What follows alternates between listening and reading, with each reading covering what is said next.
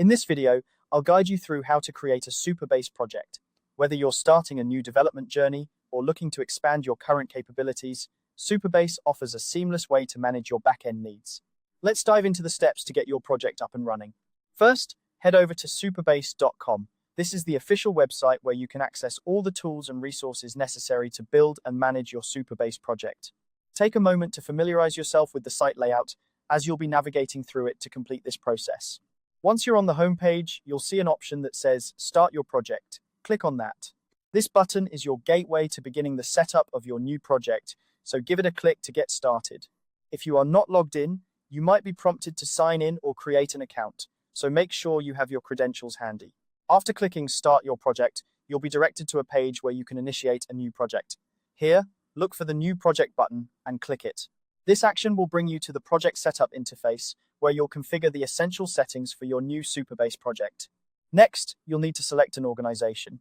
This step is crucial if you are working within a team or managing multiple projects. Choose the organization that best fits where you want this project to reside.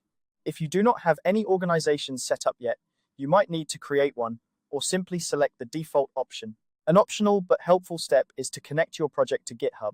If you choose to do this, it allows for seamless version control and easier collaboration with others. You can link your project to a specific repository, which can streamline your workflow by integrating Supabase with your existing codebase.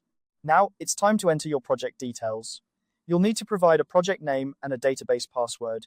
Make sure the project name is descriptive enough to easily identify it among others.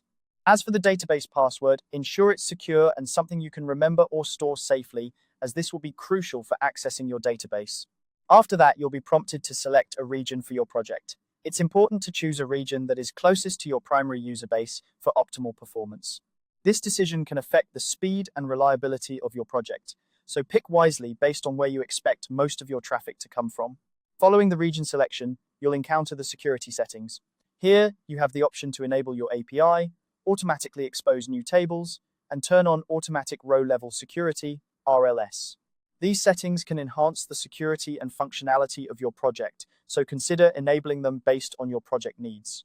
Finally, with all your settings configured, click on Create New Project. This button will initiate the creation of your Supabase project with all the parameters you've set. The process might take a few moments, during which Supabase will set up your database and back-end infrastructure.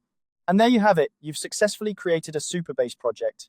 Now, you can start building and integrating it with your applications. Feel free to explore the other features Supabase offers, and don't hesitate to reach out to their support if you encounter any issues.